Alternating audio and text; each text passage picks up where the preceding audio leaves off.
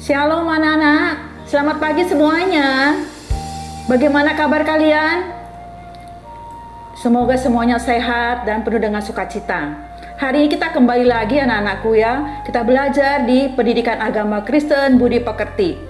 Sebelumnya ibu memperkenalkan diri ya. Nama ibu Jerina ya, yang akan membahas materi kita di kelas 12. Sebelum kita masuk ke dalam materi, kita berdoa dulu. Tuhan, terima kasih atas kebaikan-Mu. Siang hari ini kami boleh berkumpul bersama dengan anak-anak-Mu. Bapak, kiranya Kau pimpin saat ini pelajaran kami dari awal pertengahan hingga nama Tuhan dipermuliakan. Terima kasih Tuhan, hanya di dalam nama Yesus kami telah berdoa dan mengucap syukur. Amin. Kita akan buka di dalam halaman 51 atau bab yang keempat. Ya, di situ judulnya adalah sikap gereja terhadap demokrasi dan hak asasi manusia di Indonesia. Yang bahan Alkitabnya itu ada di Matius 22 ayat yang ke-37 sampai 40 dan dalam Perjanjian Lama Amos 5 ayat 21 sampai 24. Dan tujuan pembelajaran kita hari ini adalah cukup lumayan banyak anak-anakku ya. Yang satu, menganalisis kasus pelanggaran terhadap hak asasi manusia serta memberikan penilaian kritis atasnya sebagai remaja Kristen. Yang kedua, menjelaskan arti pelayanan Yesus dalam kaitannya dengan kebebasan manusia. Yang ketiga, melakukan kegiatan di gereja masing-masing yang berkaitan dengan peran gereja dalam hak asasi manusia. Menulis refleksi mengenai mewujudkan HAM yang diikuti dengan kewajiban asasi sebagai orang Kristen, kemudian mempresentasikan di kelas. Itu tujuan kita materi bab 4 ini ya. Kita lihat dalam pengantarnya. Pembahasan ini merupakan klimaks atau puncak dari 3 pembahasan sebelumnya mengenai hak asasi manusia. Artinya anak-anakku ya, kalian mulai masuk kelas 3, bab 1, bab 2, bab 3, kok materinya kok HAM? Kok materinya kok demokrasi? Mungkin Anda berkata, Bu, apakah ini PPKN? Kok ada di agama? Sebetulnya tidak anak-anakku ya. Ini masih ada hubungannya dengan firman Tuhan. Tapi hari ini ini menjadi klimaks atau puncak dari pembahasan HAM dan demokrasi. Nanti anak-anakku di bab selanjutnya sudah tidak ada lagi dibahas tentang HAM dan demokrasi. Ya, ini yang terakhir di bab 4. Ya, jadi dikatakan pada pembahasan ini ya, lembaga keumatan di bidang demokrasi dan hak asasi manusia ya, gereja menyatakan misi Allah di dunia ini. Dari pembahasan kita HAM, demokrasi, ternyata misi Allah di dunia ini yaitu satu, memberitakan kasih, lalu perdamaian dan sukacita pada dunia. Allah mempunyai misi ini anak-anakku ya, supaya dunia mengenal kasih Allah, supaya ada perdamaian dan ada sukacita. Tapi ini tidak bisa langsung ada sukacita, langsung ada perdamaian, tapi melalui gereja yang ada di Indonesia. Gereja itu bukan gedungnya nak, tapi gereja adalah orang-orang yang ada di dalamnya. Mereka berperan ya untuk memberikan kasih, memberikan perdamaian. Jadi kita sebagai orang-orang Kristen yang mempunyai gereja, kita harus bisa menjadi saksi Allah. Kita belajar dari puisi. Sajak bulan Mei 1998 di Indonesia. Penulisnya adalah W.S. Rendra yang sangat terkenal. Ya, dia membuat sajak sangat luar biasa. Kita baca dulu beberapa bait anak-anakku ya. Aku tulis sajak ini di bulan gelap raja-raja. Bangkai-bangkai tergeletak lengket di aspal jalan. Amarah merajalela tanpa alamat. Kelakuan muncul dari sampah kehidupan. Pikiran kusut membentur simpul-simpul sejarah. Oh zaman edan, oh malam kelam pikiran insan, kayak moyak sudah, keteduhan tenda kepercayaan, kitab undang-undang tergeletak di selokan, kepastian hidup terhuyung-huyung dalam comberan. Oh tata warna, fata morgana kekuasaan, oh sihir berkilauan dari mahkota raja-raja, dari zaman Ibrahim dan Musa, Allah selalu mengingatkan bahwa hukum harus lebih tinggi. Ini ibu tidak baca semua nak ya, tapi ibu akan ambil sebuah kesimpulan dari puisi ini. Puisi ini adalah sudah ditulis oleh Wes Renda itu 18 Mei 1998. Berarti di tahun itu ada sejarah yang sangat menggemparkan Indonesia di zaman pemerintahan Bapak Presiden Soeharto. Saat itu ada krisis yang sangat begitu memprihatinkan. Ekonomi kita begitu jatuh. Dan kenapa itu terjadi? Anak-anakku, puisi di atas mewakili uraiannya di bawah. Itu terjadi saat pemerintahan Presiden Soeharto yang memerintah memang sudah sangat lama. Anakku sudah tahu ceritanya 32 tahun dia memerintah selalu menang, setiap pemilu selalu menang kita tidak tahu.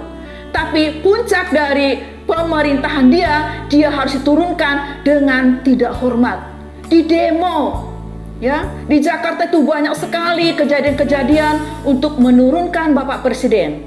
Tapi sayang pada saat itu Pak Presiden itu lagi di luar negeri.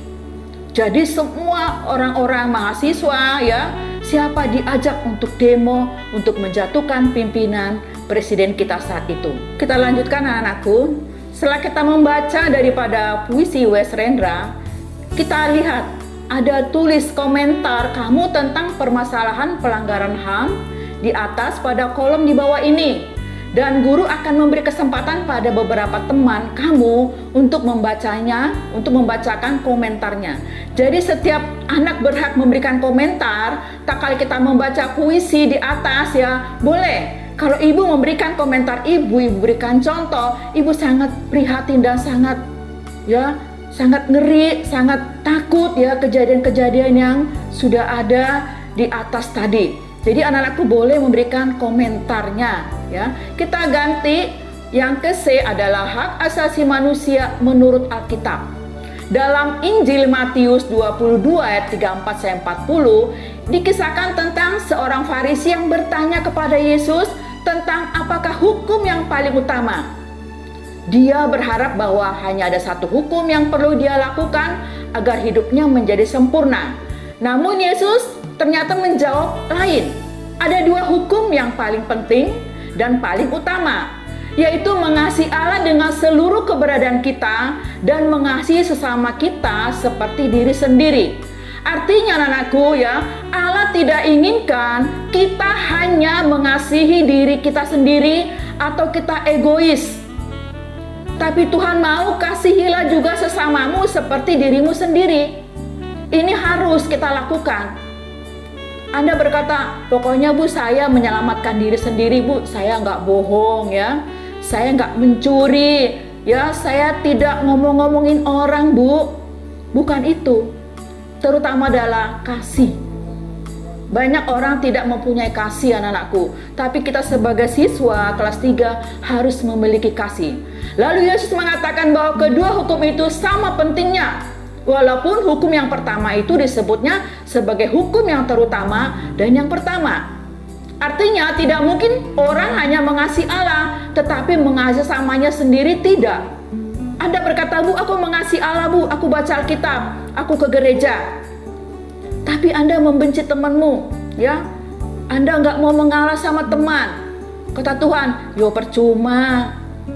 Kamu bilang kamu mengasihi aku, tapi Allah ingin melihat kamu buktikan buktikan dengan lingkungan sekitar. Baru itu Allah berkata, nah ini loh aku suka kamu mengasihi sesamamu. Kita lanjut lagi.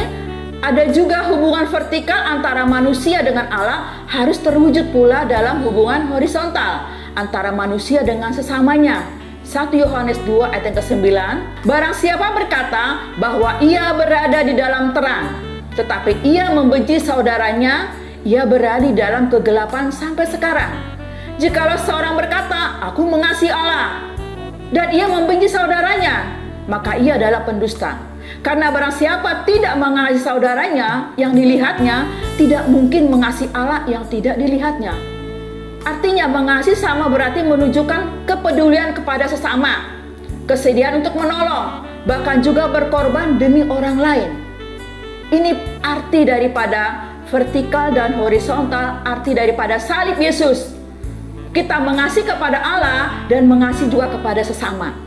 Ya, salib itu Anda tahu, vertikal dan horizontal. Itu harus. Jangan yang tidak kelihatan aja.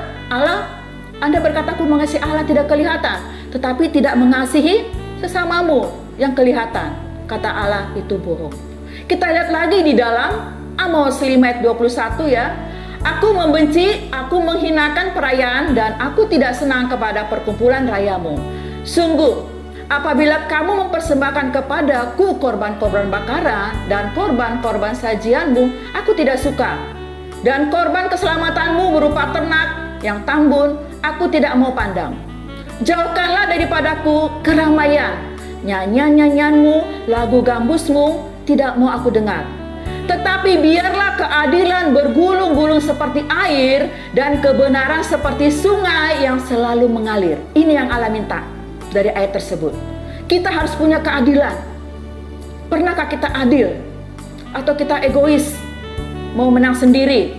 Padahal kita tahu, oh ini harusnya begini kita adil, tapi kita nggak melakukan. Apakah ada kebenaran? Kebenaran adalah firman Allah. Untuk kita menjadi seorang yang adil, anak-anakku, kita harus punya kebenaran, ya. Firman itu ada dulu dalam pribadi kita, lalu kita bisa menjadi orang yang adil, orang yang bijaksana. Itu arti daripada ayat ini. Kita lihat lagi berikutnya di dalam D, bagaimana sikap Yesus menyangkut politik dan kekuasaan. Kita baca dulu. Meskipun Yesus tidak berbicara secara khusus mengenai politik dan kekuasaan, namun sikapnya terhadap politik dan kekuasaan nyata melalui praktik kehidupan. Ketika kepadanya diajukan pertanyaan ini oleh orang Farisi, katakanlah kepada kami pendapatmu, apakah diperbolehkan membayar pajak kepada kaisar atau tidak? Kita lihat dalam Matius 22 ayat 17, apa kata Yesus? Berikanlah kepada kaisar apa yang wajib kamu berikan kepada kaisar, dan kepada Allah apa yang wajib kamu berikan kepada Allah. Itu dalam Matius 22 ayat 21. Ketika orang Farisi ingin menjebak Yesus dengan mengajukan pertanyaan tersebut kepadanya, Yesus pun menjawab bahwa mereka memberikan kepada kaisar apa yang wajib mereka berikan kepada kaisar. Artinya, setiap orang itu harus bisa menjadi saksi bahkan di tempat di mana dia tinggal. Berikanlah kepada kaisar, artinya kewajibanmu ya kerjakan. Kita di dunia ini kan hidup bernegara, tidak sendiri ya. Jadi kita harus mengerjakan kewajiban kita. Apa kewajiban kita di negara kita? Yo banyak, anak-anakku ngerti ya. Nanti baru kita mendapat haknya. Begitu juga dalam Allah. Apa kewajiban kita kepada Allah? Banyak kewajiban kita, baru nanti Allah memberikan haknya. Jadi partisipasi orang beriman dalam politik tidak terlepas dari ketaatannya kepada perintah Allah.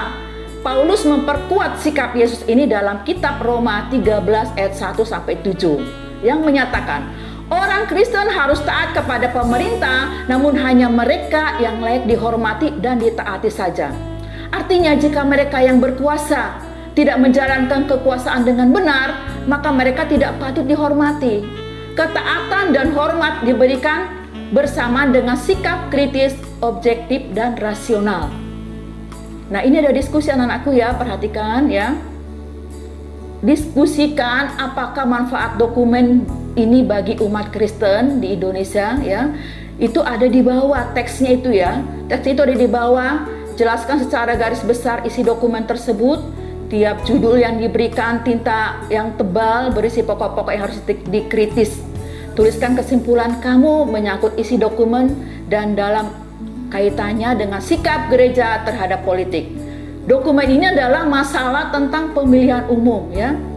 Ada di bawah, Anda bisa baca itu banyak sekali lembaran daripada gereja Okumene ya, dia memberikan sebuah dokumen tentang umat Kristen harus memiliki hak suara. Ini perlu orang Kristen itu, kita punya pemerintahan kita 5 tahun sekali kita harus pilih.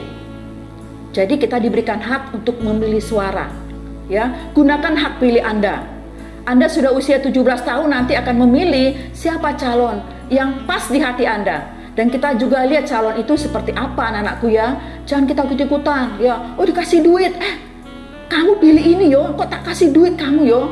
Terus melo ahe, ikut ahe. Yang penting dapat duit. Tapi Anda nggak tahu yang Anda pilih itu siapa. Apakah itu nanti menjadi orang-orang yang benar-benar membantu negara kita menjadi negara yang makmur? Atau mereka nanti orang-orang korupsi?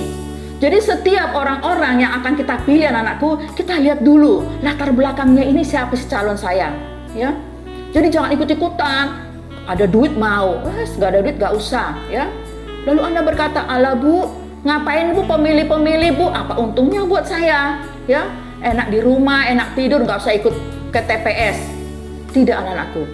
Tuhan katakan gunakan hak pilih suaramu, ya, untuk membantu negara kita supaya tetap menjadi negara yang aman. Benar-benar Tuhan nanti mencari pemimpin yang takut akan Allah, sehingga kita semua rakyat merasakan kepemimpinan negara kita. Nah, lalu kita lihat lagi kriteria pemimpin yang baik itu, Alkitab memberikan rujukan yang jelas ya tentang pentingnya kepemimpinan dalam sebuah bangsa. Pemimpin hadir untuk menjalankan mandat ilahi. Roma 13 ayat 1 mengatakan, tidak ada pemerintah yang tidak berasal dari Allah, dan pemerintah-pemerintah yang ada ditetapkan oleh Allah. Karena itu proses memilih pemimpin bangsa tidaklah terlepas dari mandat dan campur tangan Allah. Jadi anak-anakku jangan takut, gunakan hak suaramu, pilih. Allah juga campur tangan, Allah juga tahu akan memberikan pemerintah yang terbaik. Tapi kalau kita semuanya ikut, ya, ikut terlibat dalam memilih, memberikan suara yang terbanyak, karena Allah juga akan membantu proses ini, bahwa kita sedang menjalankan mandat ilahi, melahirkan pemimpin yang baik dan bertanggung jawab. Ya anak-anakku ya, tetap Anda berikan suara. Jangan menjadi golput atau golongan putih tidak memilih ya. Tuhan katakan itu salah. Gunakan hak pilihmu. Pedoman memilih kita lihat dalam menghadapi pemilih presiden ya, nanti itu pelajari dan cermatilah visi dan misi pasangan. Ya biasa ini ya, setiap partai, setiap ini memberikan misi, visinya, memberikan wah promosi, nanti kalau saya terpilih akan buat begini, akan buat begitu. Mesti setiap orang. Tapi kita berkata, Tuhan, saya akan memilih ini calon saya, karena Tuhan memberkati. Kita tidak teriming-iming dengan janji-janjinya. Cukup kita berdoa sama Tuhan, karena Tuhan memberikan orang-orang, calon-calon, pejabat, pemerintahan kita benar-benar yang takut akan Allah. Kita kembali lagi, next. Gereja, demokrasi, dan hak asasi manusia. Bagaimana dengan praktek gereja di Indonesia sehubungan hak asasi manusia? Ada Ignace Clayden, seorang sosiolog Indonesia, membuat pertanyaan. Ya, dia membuat pertanyaan karena melihat Indonesia ini cukup sangat rumit. Banyak pemerintahannya yang tidak takut akan Allah. Dia buat pertanyaan, bagaimana masalah hak asasi manusia dipandang dari segi kegerejaan?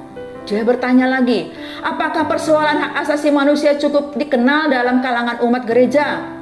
Dan dia punya pertanyaan sampai yang terakhir kita lihat lagi. Di sini dikatakan, apakah perjuangan hak asasi manusia lebih merupakan masalah keadilan atau masalah perwujudan cinta Kristiani yang diajarkan dalam gereja? Clayden ini memberikan banyak pertanyaan ya, tentang gereja, demokrasi, dan tentang keadilan. Tapi dijawab oleh seorang Jürgen Moltmann, ya, lahir pada 8 April 1926. Dia memberikan jawaban, menyatakan diri bahwa Allah yang menyatakan diri kepada Israel dan orang Kristen adalah Allah yang membebaskan dan menebus mereka. Dialah Allah yang menciptakan seluruh umat manusia dan segala sesuatu yang ada. Jadi tindakan Allah yang membebaskan dan menebus dalam sejarah mengungkapkan masa depan sejati manusia, yakni menjadi gambar Allah dan seluruh hubungan mereka dalam kehidupan manusia dengan sesamanya, dan segala makhluk di dalam seluruh ciptaan manusia mempunyai hak akan masa depan. dia dikomentari oleh tokoh ini bahwa semua manusia itu punya hak. Kita lihat dalam sejarah Adam dan Hawa, ya. Ibu kembali lagi, coba Anda ingat-ingat pelajaran Adam dan Hawa. Allah menciptakan Adam dan Hawa, lalu Allah berkata, apa? Ini pohon-pohon, buah-buah ini boleh kamu makan.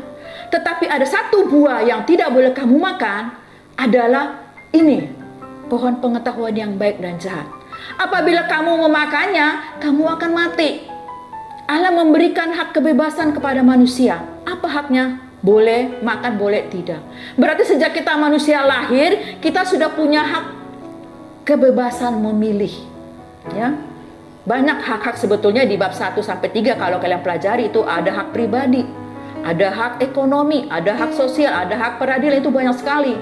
Tapi hak pribadi adalah hak yang sudah Allah berikan sejak kita lahir. Contohnya Adam dan Hawa diberi kebebasan. Apa yang dilakukan Adam dan Hawa? Dia melanggar perintah Allah. Ya, dia tidak taat. Dia makan buah itu lalu dia mati. Ini gambaran manusia. Hubungannya bahwa hak manusia itu ada sejak manusia lahir. Kita lihat lagi ada dikatakan oleh Clayden, penghormatan kepada hak asasi dipandang dari sudut iman Kristiani dan teologi Kristen adalah sama saja dengan penghormatan kepada setiap orang sebagai perwujudan citra Tuhan, gambar Allah sendiri. Pelecehan terhadap hak asasi adalah pelecehan terhadap citra Tuhan, yaitu citra yang menurut kepercayaan Kristen terdapat dalam diri setiap orang, apakah dia dibaptis atau tidak dibaptis. Jadi kalau kita tidak menghargai manusia, sama saja kita tidak menghargai Allah. Karena Allah berkata, ya, baiklah kita jadikan manusia menurut gambar dan rupa kita. Berarti Allah juga, manusia itu gambaran Allah. Jadi kalau kita tidak lagi menghormati manusia, haknya kita abaikan, kita sia-siakan, hukumannya sama dengan kita tidak menghormati Allah yang menciptakan manusia. Kita perhatikan lagi bagaimana kita memandang dan meninjau gereja dari perspektif hak asasi manusia, termasuk di dalamnya mempertanyakan hal berikut. Nah, ada pertanyaan juga. Sejauh mana hak asasi diterapkan secara konsekuen dalam gereja sendiri? Apakah ada pelanggaran dan hak asasi manusia yang bersifat khas yang hanya terjadi dalam kalangan gereja? Bagaimana membandingkan ajaran gereja tentang manusia dengan kedudukan manusia dalam hak asasi manusia? Adakah gerakan-gerakan pembaharuan dalam gereja? Ini pertanyaan cukup banyak juga. Kita lihat lagi di pertanyaan terakhir. Pertanyaan di atas membuat gereja dan orang Kristen harus memeriksa diri sendiri. Nah, kembali lagi orang Kristen disuruh introspeksi diri. Ini gereja, bukan bangunannya anak-anakku ya. Kita lihat dari tadi gereja demokrasi, bukan bangunannya. Gereja ada dua. Ibu ingatkan lagi di materi kelas 1 kalau Anda pernah mendengar. Gereja yang kelihatan dan gereja yang tidak kelihatan. Allah berkata gereja yang kelihatan adalah bangunannya. Tapi sering disorot oleh masa, wah gereja ini begini dan begitu. Tetapi sesungguhnya yang Allah inginkan gereja adalah orang yang di dalamnya itu memberikan sebuah kenyamanan, memberikan pertolongan, yaitu kita adalah gereja. 1 Korintus 6 ayat 19 kalau masih ingat, tidak tahukah kamu bahwa tubuhmu adalah bait Allah? Ya. Berarti tubuh kita ini, kalau tubuh kita ini sudah bait Allah, menjadi gereja, otomatis kita menjadi hidup yang rukun. Tidak merampas hak orang lain. Kita bisa menghargai orang lain. Itu yang Tuhan minta. Jadi dalam sejarah Kekristenan pernah terjadi di gereja berada di bawah kekuasaan pemerintah. Tidak apa-apa gereja, ya. Gereja ikut aturan memang, kita kan dilindungi oleh negara. Tetapi yang lebih fleksibel adalah orang-orang yang di dalam gereja itu memberikan sebuah contoh, menjadi garam dunia, dirasa, wah orang-orang gereja ini kok ya orangnya baik, perhatian, sopan santun. Nah itu yang Tuhan mau. Supaya apa? Negara di mana kita tinggal semua merasakan ya dampak dari gereja itu adalah orang-orangnya. Banyak orang gereja kan yang penting ibadah, kolektor pulang ya sama aja hidupnya. Korupsi ya korupsi ya. Tawuran ya ikut tawuran. Apa bedanya? Tapi kitanya sebagai gereja ya anak-anakku ya, harus benar-benar mentaati firman Tuhan. Nah, ada sikap gereja terhadap demokrasi. Menurut kamu, apakah yang harus dilakukan oleh gereja dalam kaitannya dengan demokrasi? Apakah gereja harus ikut berpolitik? Coba, Anda punya pendapat toh masing-masing ya, beda pendapat, beda analisis, beda Anda melihat kalimatnya di mana? Silakan dituliskan di sini. Kalau menurut Ibu ya, gereja itu harus ikut berperan dalam politik yang sehat ya, bukan politik yang tidak sehat. Tujuannya adalah untuk kepentingan banyak orang, bukan kepentingan pribadi. Ya, jadi Anda bisa menulisnya, masih banyak lagi pendapat-pendapatnya. Kita lihat lagi bagaimana dengan gereja kita sendiri. Nah, kena lagi gereja. Berdasarkan atas pertanyaan Clayden, orang Kristen harus bertanya, apakah ia telah memperlakukan orang lain sebagai sesama manusia dengan layak? Apakah ia telah memperlakukan pembantu rumah tangganya secara manusiawi? Nah ini, gereja. Bukan gedungnya maksudnya, tapi orang-orang yang di gereja ini, apakah sudah memperlakukan orang itu sesama manusia dengan layak? Atau masih pilih-pilih? Atau majikan dengan pembantu? Ya, ada ini kejadian anakku ya, majikannya ini di gereja aktif. Wah, paduan suara aktif ya, ikut kegiatan-kegiatan sosial, dia rajin. Tapi tak pulang ke rumah, pembantunya bilang, mak lampir teko. Loh ya anakku piye toh? Ya, di gereja aktif, tapi tak kalah masuk ke rumah, pembantu semua ketakutan. Ya, diam, takut. Ya, kenapa? Gereja atau pribadinya di rumah itu tidak sesuai lagi dengan gereja waktu dia ikut-ikutan tata liturgi ya, ikut kegiatan ini, kegiatan itu, tapi di rumah dia beda. Nah ini pembantu diperlakukan, piring satu pecah udah ngamuk, padahal piringnya loh bonus dari ringso. Tapi apa ya nak yo? Tapi pembantu tuh ketakutan semua. Nah ini loh anak-anakku ya, kita sebagai orang Kristen itu kita harus memperlakukan pembantu. Bisa kita jadi berkat. Kalau pembantu melihat siapa kita, sikap kita, ada Yesusnya yang dilihat, pasti dia tertarik. Nah ini dipertanyakan, apakah sudah praktek, apakah kita sebagai orang Kristen ini sudah menjadi benar? Ya, seperti contoh tadi sebagai majikan Kristen, apakah ia telah menggaji karyawannya secara manusiawi? Kan banyak orang Kristen jadi pengusaha, banyak karyawannya. Apakah benar karyawan itu diperlakukan dengan adil? Atau gajinya dipotong-potong? Nah ini kan masalah. Katanya gereja, katanya anak Tuhan, tapi prakteknya mana? Karyawannya aja ya gak pernah diurus, egois, yang penting saya kaya, biar karyawan saya ngutang-ngutang, biar ngontrak. Gak boleh nak. Ya, kita harus memperlakukan siapapun, bawahan-bawahan yang ada di lingkungan kita, kita perlakukan seperti manusiawi. Kalau dia ingin memperlakukan, kalau orang ingin memperlakukan kita hormatilah orang. Kalau orang yang memperlakukan kita baik, baiklah kepada orang. Itu artinya. Kita lihat lagi, apakah pemimpin gereja membimbing pendeta muda dan calon-calon pendeta sebagaimana mestinya, atau malah mengeksploitasinya? Apakah di gereja terjadi pelecehan secara manusiawi, khususnya secara seksual antara atasan dengan bawahan? Ini banyak. Ya, luarnya gereja, ya, ditutup, dikemas gereja, dikemas dengan kegiatan, ya, tapi dalamnya itu. Nah ini dipertanyakan. Tapi kita tidak seperti itu. Kita mau jadi gereja yang benar-benar ada manfaatnya. Kita menjadi garam. Apa yang harus dilakukan? Nah kita kembali lagi tadi tentang puisi ya. Tadi puisi itu adalah tentang kondisi bagaimana di Indonesia kita pernah mengalami yang sangat mengerikan ya.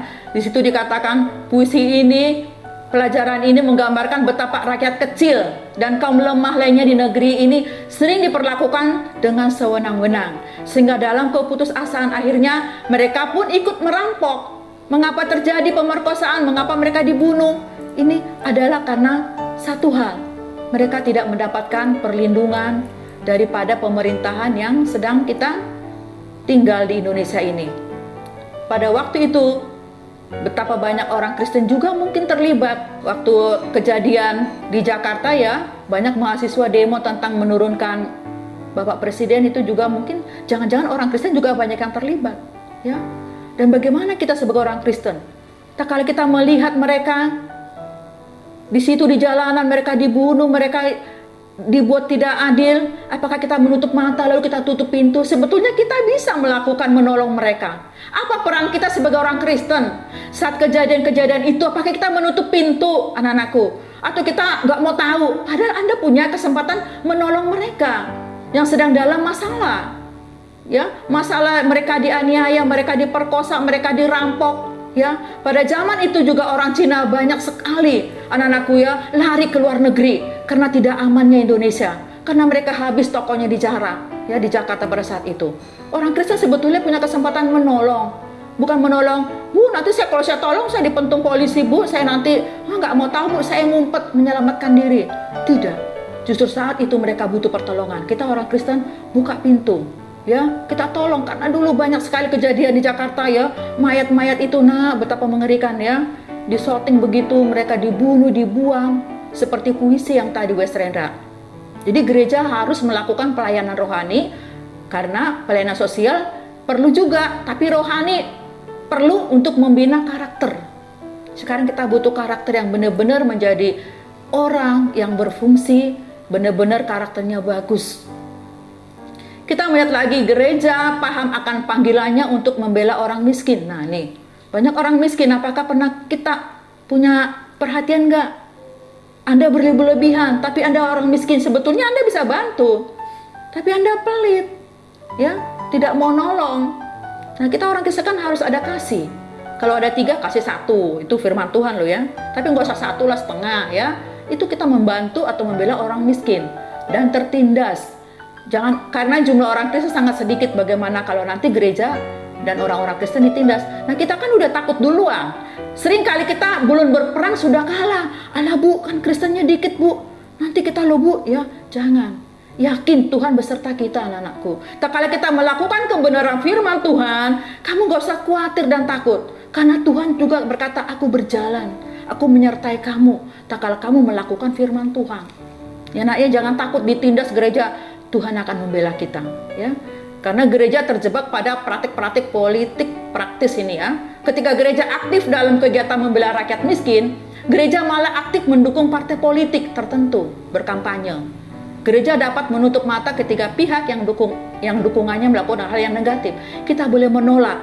Kalau itu memang ya politiknya bersih, ya ikuti. Tapi kalau politiknya sudah tidak bersih, ya sudah mencari keuntungan, kita tolak. Ya, tolak sehingga Anda tidak melanggar perintah Tuhan. Katakan ya yang baik, katakan tidak yang tidak baik. Kita lihat lagi beberapa pemaparan di atas, kiranya motivasi kamu sebagai remaja Kristen untuk merenungkan makna hidup sebagai orang beriman. Apakah yang harus dilakukan gereja dan orang Kristen dalam menghadapi isu-isu di atas di berbagai tempat di dunia kita? Menyaksikan tokoh-tokoh gereja yang ikut turun memperjuangkan ditegakkannya hak asasi manusia. Ini banyak sekali di zaman reformasi. Dialog mengenai kesadaran HAM, ya. Ini kita bisa berdialog. Anda boleh mencari teman, ya ada 3 orang. Anda buatkan percakapan. Ini contoh dialognya, ya. Anda boleh baca di rumah dialog 1, remaja 1, remaja 1, 2, dan 3. Ini contoh dialog ya. Nanti boleh Anda di rumah seperti ini boleh dikerjakan. Dialog tersebut kamu diminta menilai sikap gereja ya. Jadi nanti kamu kamu berdialog 3 bagaimana dengan gereja ya, hubungan dengan hak asasi manusia. Apakah gereja kalian sudah berperan belum? Contohnya, misalnya gereja kita nih berperan untuk hak asasi. Contohnya apa? Apakah di situ ada program nggak di gereja kalian?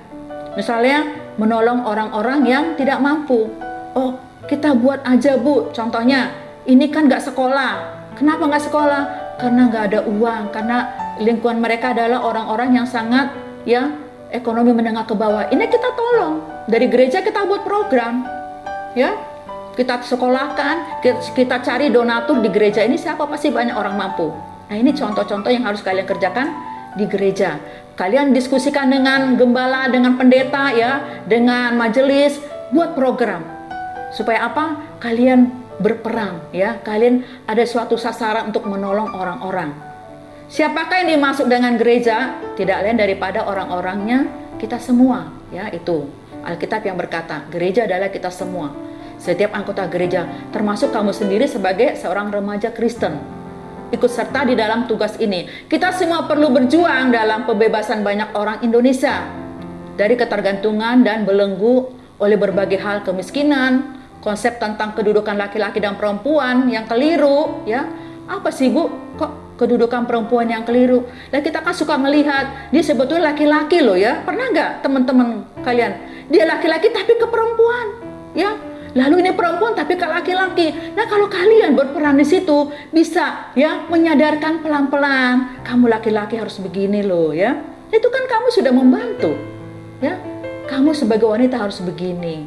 Jangan makin Anda ledekin, makin Anda ya heboh. Gak boleh. Kita kan banyak melihat seperti itu. Karena apa? Allah menciptakan hanya dua, satu laki-laki, satu perempuan, ya. Cuman dua. Gak ada setengah-setengah, laki-laki setengah-setengah, perempuan gak ada, nak ya. Nah, ini peran kita. Kalau kita bertemu orang-orang seperti ini tugas kalian.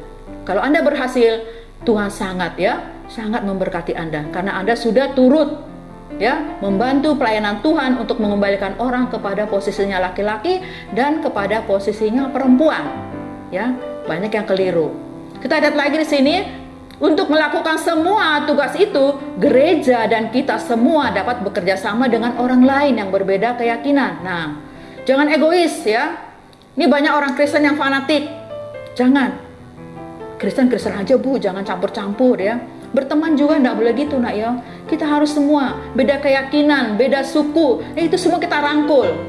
Ya, harus itu. Buktikanlah kamu remaja Kristen yang berpotensi, yang bisa diterima oleh semua orang. Nah, ini ada diskusi kelompok. Jelaskan sikap yang diambil oleh gereja dalam menunjukkan keberpihakannya pada hak asasi manusia. Ini Anda buat kelompok anak-anakku ya. Nanti terserah pilih yang cocok kelompoknya siapa yang mau kerja sama ya. Jelaskan sikap Yesus tentang hak manusia yang berkaitan dengan kebutuhan hidupnya. Dan diskusikan pesan apa yang ingin disampaikan Yesus. Nah, ini Ibu kasih tahu contohnya dalam Matius 20. Ini tentang perumpamaan orang yang punya kebun anggur ya. Nanti Anda boleh tambahkan lagi di rumah. Ibu kasih contoh. Tuan ini punya kebun anggur dan dia nggak punya tenaga kerja yang menggarap anggur. Lalu tuan ini mencari orang. Dia cari jam 9. Kamu nganggur? Iya, ayo sini kerja di kebun saya. Dia cari lagi, dapat lagi yang jam 12, dapat lagi yang jam 3. Sehingga sudah dapat orang-orang yang bekerja di kebun anggur itu. Lalu waktu tuannya ini atau mandornya ini memberikan upah. Upahnya sama loh nak. Datang jam 8 pagi, datang jam 12, datang jam 3. Loh, kok upahnya sama? Nah, ini artinya apa? Bahwa dia pemilik anggur punya hak menentukan apakah mau dibuat sama atau mau dibuat beda. Ya, ini contoh dari perumpamaan yang Tuhan Yesus tuliskan. Anda bisa menambahkan lagi contoh yang lain. Sebagai remaja Kristen, apa yang dapat kamu lakukan untuk mensosialisasikan tentang kesadaran demokrasi dan hak asasi manusia di antara teman-temanmu? Bandingkan dengan percakapan atau dialog yang kalian lakukan di kelas ya. Ini tugas kita nanti buat presentasi ya. Kita cari dulu bahannya, baru nanti kita tugasnya dikerjakan. Nah, kita kembali rangkuman ya anak-anakku. Materi kita panjang sekali ya. Udah ngantuk belum? Aduh Bu, ini PPKN tau Bu ya. Sampai 4 bab loh Bu. Iya, nah ini ada hubungannya dengan Alkitab. Kita lihat rangkumannya sekarang ya. Isi daripada keseluruhan materi kita ini dia. Gereja sebagai persekutuan yang telah dipanggil dan dimerdekakan hendaknya turut serta memperjuangkan kemerdekaan dan kebebasan bagi umat manusia tanpa kecuali. Nah, ini gereja. Ya, berarti Anda berperan. Remaja Kristen yang benar-benar Anda dipanggil untuk bisa mengisi kemerdekaan ini ya, turut serta ya, hal-hal yang baik tapinya ya anakku ya. Kita harus turut serta di dalam memperjuangkan kemerdekaan kita. Gereja tidak boleh sibuk hanya memikirkan dirinya sendiri. Nah, kalian suka sibuk ya, sibuknya apa? Urusan pribadi, nggak mau tahu di luar kayak apa ya, kiri kanan tetangga, nggak mau tahu. Anda sibuk. Nah, kata sibuk ini kan luas sekali. Tapi Tuhan katakan jangan sibuk ya dengan diri sendiri. Karena tugasnya di dunia ini justru untuk menjadi pelayan Allah dan sesama. Nah, kita diberikan Allah, gereja, bukan untuk pribadi kita saja, tapi kita menjadi pelayan. Anda berkata, Allah Bu, pelayan Bu, ya nanti aja Bu, kapan-kapan. Loh, Tuhan katakan mulai sekarang, kamu tuh dipanggil lewat gereja, lalu bisa menjadi pelayan Allah dan sesama. Itu tugas kita anak-anakku ya, sebagai remaja Kristen. Gak boleh, harus. Gereja hadir di dunia justru untuk ikut serta menghadirkan tanda-tanda kerajaan Allah. Bagaimana orang percaya? Allah berkata, pergilah, jadikanlah semua bangsa muridku. Anda belum disuruh ke bangsa-bangsa, ya. Kita lingkungan tetangga lah, lingkungan keluarga dulu. Kita menangkan keluarga, kita menangkan tetangga, baru di sekolah, baru di gereja. Nah, itu baru benar-benar. Kapan mau diwujudkan? Nunggu apa anak-anakku? Dari sekarang. Bikin komitmen, bikin perjanjian, atau katakan kepada Allah, Tuhan saya mau. Ya, katakan, saya mau. Kalau Anda berkata mau, Tuhan akan bekerja. Ya, supaya tanda-tanda kerajaan Allah itu nyata. Orang lihat, oh ini orang Kristen. Waduh, hidupnya benar-benar ya.